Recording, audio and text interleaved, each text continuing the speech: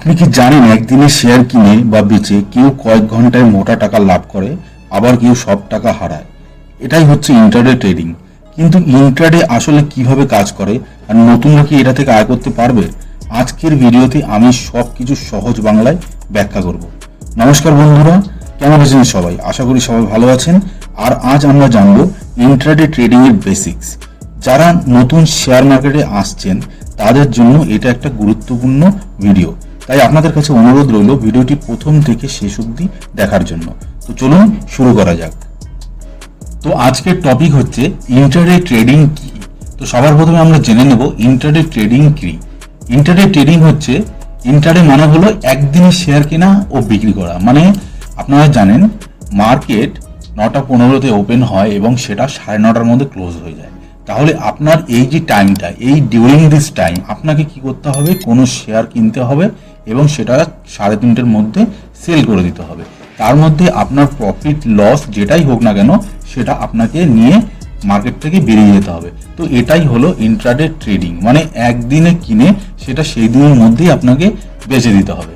আপনি সকালে শেয়ার কিনলেন, বিকালে বেচলেন না, দিনের শেষে আপনাকে শেয়ার কিন্তু ওটা কিন্তু থাকবে না। ঠিক আছে, আপনি যদি কোনো শেয়ার কেনেন সেটা যদি আপনি পোর্টফোলিওতে চান হোল্ড করবেন ইন্ট্রাডে নিয়ে, কিন্তু সেটা কিন্তু থাকবে না। সেটা কিন্তু অটোমেটিক আপনার ব্রোকার অ্যাকাউন্ট থেকে সেটা সেল হয়ে যাবে। ঠিক আছে, তো মানুষ কেন ইন্ট্রাডে করে?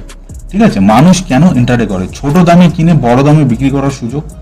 ছোট দামে আপনি কিনতে পারেন, মানে হচ্ছে আপনি কম দামে কিনবেন, কোনো একটা প্রাইস ধরুন 100 টাকায় রয়েছে, ঠিক আছে, সেটা আপনি কিনলেন সকাল 3:30-র সময়, সেটা আপনি বিক্রি করে দিলেন 110 টাকায়।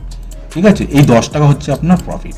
এটা যদি নিচের দিকে চলে যায়, ধরুন 95-এ চলে গেল, 100 টাকা দাম 95-এ চলে গেল, সেই ক্ষেত্রে আপনার হবে 5 টাকা লস।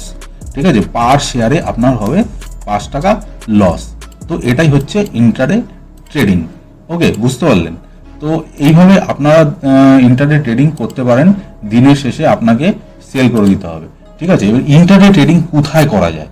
তার জন্য আপনার কি কি থাকতে হবে? তার জন্য আপনার থাকতে হবে হচ্ছে একটা ডিম্যাট অ্যাকাউন্ট, যেটা মার্কেটে কাজ করতে গেলে খুবই জরুরি। ডিম্যাট অ্যাকাউন্ট এবং ট্রেডিং অ্যাকাউন্ট। ঠিক আছে, এনএসসি অ্যান্ড বিএসসি এক্সচেঞ্জে শেয়ার লেনদেন হয়। আপনারা জানেন আমাদের ইন্ডিয়ান এক্সচেঞ্জ হচ্ছে এনএসসি মানে ন্যাশনাল স্টক এক্সচেঞ্জ, বিএসসি মানে বম্বে স্টক এক্সচেঞ্জ। এই দুটো এক্সচেঞ্জেই আমাদের সব স্টকগুলো ট্রেড হয়। ঠিক আছে, ব্রোকার আপনাকে ইন্ট্রাডের অপশন দেবে। আপনি যে কোনো ব্রোকারে আপনি অ্যাকাউন্ট খুলুন না কেন, সেখানে আপনাকে ইন্ট্রাডে করার জন্য অপশন দেবে। ঠিক আছে, ইন্ট্রাডে কিভাবে কাজ করে, এটা কিভাবে কাজ করে সেটাও জানার দরকার আপনাকে। সেটা কি হলো, সকালবেলা শেয়ার কিনলেন, বাজার বন্ধ হওয়ার আগে সেটা বেচতেই হবে। ঠিক আছে, এটি আমি যেটা আপনাদের প্রথমে বললাম যে আপনাকে 9:30 থেকে 3:30-র মধ্যে কোনো শেয়ার কিনে সেটা বেচতেই হবে। ঠিক আছে, আপনি ওটাকে হোল্ড করে রাখতে পারবেন না। এটাই হচ্ছে ইন্ট্রাডে ট্রেডিং। যদি আপনি না বিক্রি করেন তাহলে কি হবে? আপনার ব্রোকার কি হবে, এটা অটোমেটিক্যালি আপনার ওখান ডিম্যাট অ্যাকাউন্ট থেকে ওটা সেল করে দেবে। ঠিক আছে, আপনার যে ট্রেডিং অ্যাকাউন্ট ওখান থেকে অটোমেটিক্যালি ওটা সেল হয়ে যাবে। কারণ আপনার ওই একদিনেরই কন্ট্রাক্ট, আপনি সকালে কিনবেন, বিকালে বিক্রি করবেন। তো এর মধ্যে আপনার যা প্রফিট লস এর মধ্যে হবে। ঠিক আছে, profit equal to buy price versus sell price.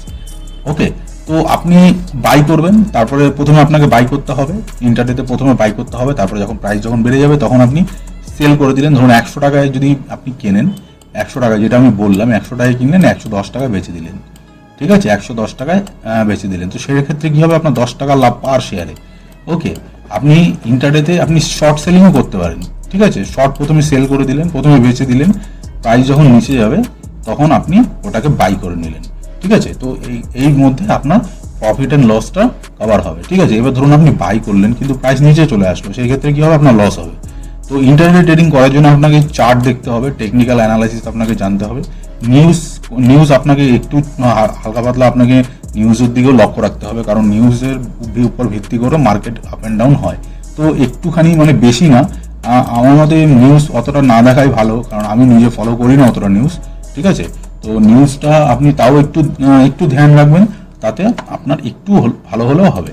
Okay, তো বিগিনার্সদের জন্য আমি বলবো, বিগিনার্সদের জন্য একটা 5টা টিপস, সেটা হচ্ছে ছোট ক্যাপিটাল দিয়ে শুরু করুন।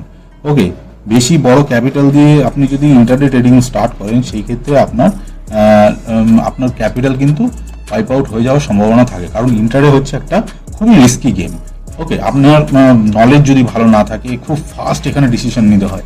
তো সেটা যদি আপনার প্র্যাকটিসের উপর নির্ভর করে, আপনি কিভাবে কাজ করছেন, কতটা ফাস্ট আপনি ডিসিশন নিতে পারছেন। তো এটা ধীরে ধীরে আপনার প্র্যাকটিস করে করে তারপরে হবে। তো বড় ক্যাপিটাল একবারে ইউজ করবেন না, ছোট ক্যাপিটাল দিয়ে স্টার্ট করুন, সেটা দিয়ে আপনার প্র্যাকটিস লেভেলটা ভালো করে বাড়ান। তারপরে যদি আপনি প্রফিটেবল হন, তারপরে গিয়ে আপনি ধীরে ধীরে আপনার ক্যাপিটালটাকে বাড়াতে পারেন। ঠিক আছে, স্টপ লস লাগাতে হবে সবসময়। স্টপ লস যে কোনো ট্রেডিং করুন না কেন, আপনি ইন্টারে হোক, সুইং হোক, পজিশনাল হোক, আপনার স্টপ লস মেনটেন করতে হবে। ঠিক আছে, কারণ আপনার নির্দিষ্ট একটা স্টপ লস মানে নির্দিষ্ট আপনার কতটা রিস্ক, সেই রিস্কটাকে আপনার মেনটেন করতে হবে। রিস্ক ম্যানেজমেন্ট যদি আপনি না করেন, তাহলে সেই ক্ষেত্রে কিন্তু আপনার মার্কেটে আপনি টিকে থাকতে পারবেন না। তো এটা খুবই ইম্পর্টেন্ট। ডেলি টার্গেট লিমিট ঠিক করুন। ঠিক আছে, মানে আপনি যদি ইন্টারডে করেন, তাহলে আপনার নির্দিষ্ট একটা টার্গেট ফিক্স করতে হবে। ধরুন 1:2, আপনি কোনো ট্রেড নিলেন, সেটাকে আপনি প্ল্যান করলেন আমি 1:2 নেবো, তো 1:2তেই আপনার বেরিয়ে যেতে হবে। 1:3 যদি আপনি নিতে যান, দেখা গেল আপনি যতটা প্রফিট করলেন সেটাও আপনি লাস্টে গিয়ে পেলেন না, সেটা প্রাইস নিচে চলে আসলো, আপনাকে স্টপ লস হিট হয়ে গেল। তো নির্দিষ্ট একটা টার্গেট আপনার ফিক্স করতে হবে ডেলি বেসিস। ওকে, যেই টার্গেটটা আপনার প্রতিদিনের টার্গেট থাকবে। ঠিক আছে, তো একসাথে অনেক স্টকে ট্রেড করবেন না। আপনি যদি ইন্টারে করেন, নির্দিষ্ট কতগুলো স্টক আপনি ফিক্স করুন, 5টা 6টা, ঠিক আছে, সেই স্টকগুলোর উপরে আপনি ডেলি বেসিসে ট্রেড করুন। তো কি হবে, আপনার পোর্টফোলিওতে যদি মানে আপনার ওয়াচ লিস্টে যদি 5খানা স্টক থাকে, সে নিফটি 50 থেকে হোক আর যেখান থেকেই হোক, 5খানা আপনি বুঝে 5খানা স্টক নিন। সেই স্টকগুলোকে আপনি ডেলি যদি আপনি চেক করেন, তাহলে আপনি কিভাবে আপনি প্রতিদিনের ওর মোমেন্টামটা আপনি বুঝতে পারবেন যে কি হচ্ছে। ঠিক আছে, আপনার চার্টেও আপনার চার্ট দেখে দেখে অভ্যাস হয়ে যাবে যে কিভাবে প্রাইস অ্যাকশন দেখাচ্ছে। তো এই জন্য বেশি মাল্টিপল স্টকের উপরে যদি আপনি ট্রেড করেন, সেই ক্ষেত্রে প্রবলেম হতে পারে। সেই জন্য ছোট থেকে ছোট মানে 5টা থেকে 6টা আপনি স্টক নিন, সেই স্টকের উপর আপনি ট্রেড করুন ডেলি বেসিস। তাহলে আপনার কি হবে, আপনার প্র্যাকটিসটাও ভালো হবে, আপনি বুঝতে পারবেন যে কিভাবে করলে কি হবে। ঠিক আছে, লোভ আর ভয় এই দুটো জিনিস খুবই ইম্পর্টেন্ট। বেশি লোভ করা যাবে না, আর ভয়ও পেলে চলবে না। ঠিক আছে, আপনি যদি রিস্ক ম্যানেজ করেন, আপনি যদি ম্যানেজ করতে জানেন, তাহলে কি হবে, আপনার ভয়টা না কেটে যাবে। আপনি যদি ধরুন আপনার পার ডে রিস্ক হচ্ছে, পার ট্রেডের রিস্ক হচ্ছে 50 টাকা। ঠিক আছে, আমি ছোট ক্যাপিটাল দিয়ে বলছি, পার ট্রেডের রিস্ক যদি আপনার 50 টাকা, সেই হিসাবে যদি আপনার স্টপ লসও হয়ে যায়, তাহলে আপনার 50 টাকাই যাবে। কারণ আপনি যে ট্রেডটা আপনি করছেন, সেই ট্রেডটাতে আপনি আগের থেকে ডিসাইড করে এসেছেন যে আমার 50 টাকা লস হতে পারে। এই মাইন্ডসেটটা নিয়ে আপনাকে ট্রেড করতে হবে।